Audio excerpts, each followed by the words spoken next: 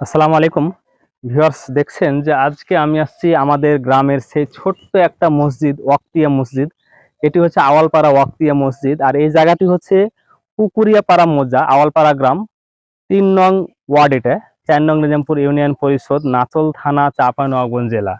তা আমাদের এই মসজিদটি আসলে স্থাপিত হয়েছিল ১ তারিখ ১০ মাস ২০০৬ সালে। এই মসজিদটি আমাদেরকে নির্মাণ করে দিয়েছিলেন হাজি মৃত হাজি সোনাভান বেগম। ওনার নাম হচ্ছে সোনাভান বেগম। উনি এই মাটিটি দান করেছিল। এখানে ৭ শতক মাটি, এই যে মাটিটা দেখতে পাচ্ছেন, এখানে টোটাল ৭ শতক মাটি আছে।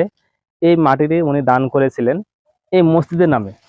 তো ওনার কাছে কিন্তু আমরা সর্বপ্রথম গেছিলাম। সর্বপ্রথম ওনার কাছে যখন আমরা যাই, মসজিদের দাবি করি, তখন কিন্তু উনি আমাদেরকে এখানে ৭ শতক মাটি লিখে দিয়েছিলেন এই মসজিদ করার জন্য। এবং উনি হচ্ছে যে আমাদেরকে প্রতিশ্রুতি দিয়েছিল যে এই মসজিদ নির্মাণ করতে যত টাকা খরচ হবে সম্পূর্ণটা উনি নিজে ব্যয় করবেন। এবং তিনি প্রথমেই আমাদেরকে দেখছেন ইট দিয়ে একটা সুন্দর ছোট্ট করে একটা মসজিদ করে দিয়েছেন, উপরে টিনের চালা দিয়েছেন। কিন্তু দুঃখের বিষয় হচ্ছে, তিনি যে প্রতিশ্রুতি দিয়েছিলেন যে বাইরে ওনার আরো ৩ বিঘা মাটি বিক্রি করে দিয়ে এই মসজিদটা ভালো করে নির্মাণ করে দিবেন, কিন্তু অল্প কিছুদিনের ভিতরে তিনি মারা যান। এবং তার নিজের কোনো ছেলে মেয়ে না থাকায় তার মাটির এখন অনেক অংশীদার, যার কারণে ওগুলা সম্ভব হয়নি। তো এই মসজিদটি আমি ৫ বছর থেকে, প্রায় ৫-৬ বছর থেকে দেখাশোনা করছি। তো এই মসজিদে কিন্তু আসলে আমাদের কোনো আয় উন্নত নাই। তো আমাদের গ্রামে টোটাল ১০ জন মুসলিম ফ্যামিলি পরিবার আছে। দেখতে পাচ্ছেন মসজিদের এটা ভিতর। এই যে দেখেন, এখানে লেখা আছে আওয়ালপাড়া ওয়াক্তিয়া মসজিদ। তো এই মসজিদে আসলে কোনো আয় উন্নত বলতে কিছু নেই। কারণ আমাদের যে এই গ্রামে ১০টা মুসলিম পরিবার আছে, সবাই খুবই গরিব। তারা দিনমজুরি কাজ করে খায়।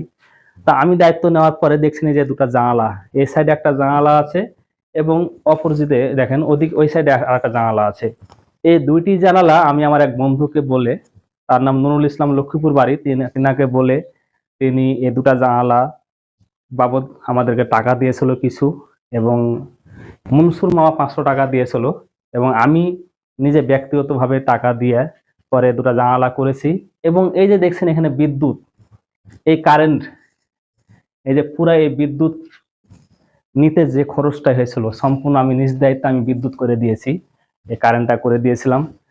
এই যে এখানে দুটা মাত্র ফ্যান আছে। এখন আমাদের মূলত হচ্ছে এই যে মসজিদটা দেখছেন, উপরে চাল, টিনের চাল, এই টিনের চাল গালা কিন্তু ফুটে গেছে। এবং এই ওয়াল গালা কিন্তু প্লাস্টার করা নাই, সম্পূর্ণটা ওয়াল দেখেন প্লাস্টার নাই। তখন থেকে এই অবস্থায় আছে। কেউ যে ২ টাকা দান করবে সেরকম আমাদের এখানে লোক নাই। আবার এই যে এখানে দেখেন আমাদের মসজিদের বাইরের সাইডটা দেখেন, আপনাদেরকে একটু দেখাই। এই যে এগুলা দেখেন, এই যে বারান্দাতে আমাদের এই বাতি দিয়ে ঘেরা ছিল, সে ঘেরাগুলো কিন্তু ভেঙে পড়ে গেছে, কারণ আমরা যে ঘেরবো সে আসলে অর্থ এখানে নাই। তারপরে আপনারা দেখেন যে এখানে যে গাছগুলা দেখছেন, আমের গাছ মুকুল ধরা আছে, আরো ওই সাইডে গাছ আছে। এইসব গাছগুলা কিন্তু আমি নিজ দায়িত্বে এবং আমি নিজ খরচে এখানে আমি ১২টি আমের গাছ লাগিয়েছিলাম আমি নিজে টাকা দিয়ে। তার মধ্যে এখন মনে হয় ১০টা মতন গাছ বেঁচে আছে, বাকি ২টা গাছ মারা গেছে। আমার নিজের টাকার দামে গাছগুলা নিয়ে এসে আমি লাগাইছিলাম। আর সবচেয়ে দুঃখের বিষয় হচ্ছে, দেখেন এই মসজিদের যে মাটিটা দেখছেন, এই মাটিগুলা দেখেন চারিপাশে কিন্তু কৃষি আবাদি জমি। কাটতে কাটতে কিন্তু মসজিদের সাইডে চলে আসছে। কারণ আমার নিজের চোখে দেখা ছিল প্রায় আরো ওদিকে ৫-৭ ফিট দূরে।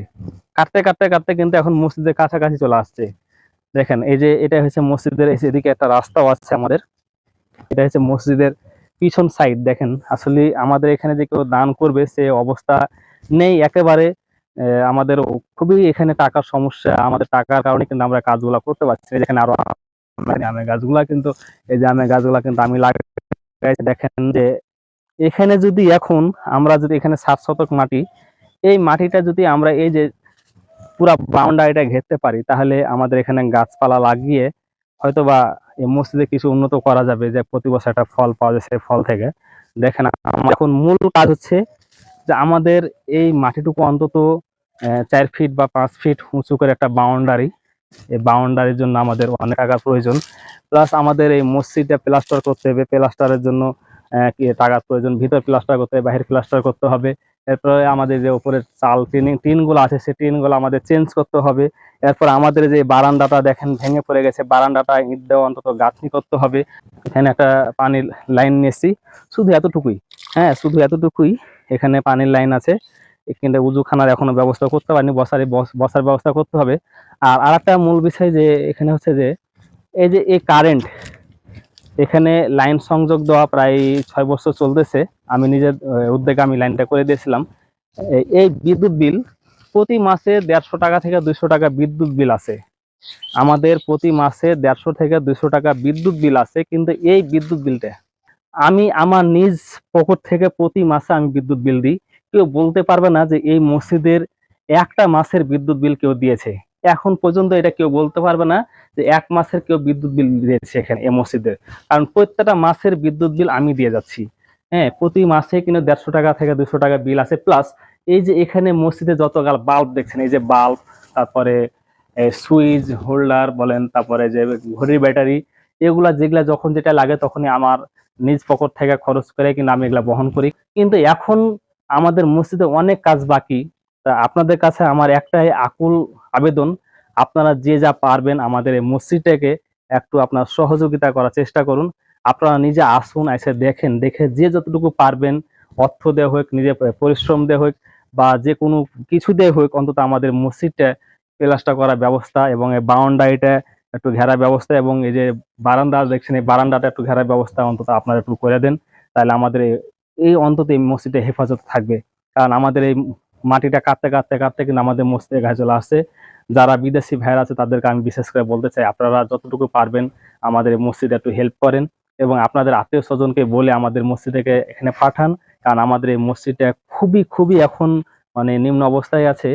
কারণ আমাদের মসজিদটা এখন খুবই সমস্যার ভিতরে এখন বর্তমানে দেখতে পাচ্ছেন যে মসজিদটা করুণ অবস্থা। কারণ কিছুদিন গেলে হয়তো বা নামাজ পড়া যাবে না, টিন দিয়ে পানি পড়বে, এবং পানি অলরেডি পড়তেছে, এবং দেখেন বারান্দাটা অলরেডি ভেঙে গেছে, এখানে গরু ছাগল হাঁস মুরগি সব চলে আসছে। তো সবারই কাছে আমার আবারও রিকোয়েস্ট থাকবে যে আপনারা অন্তত কিছু হলেও অর্থ সম্পদ হলে আমাদেরকে একটু সহযোগিতা করেন মসজিদে, এবং আপনারা আসুন, এসে সচক্ষে দেখেন। তো সবাই ভালো থাকেন, সুস্থ থাকেন, সবাইকে ধন্যবাদ। আসসালামু আলাইকুম।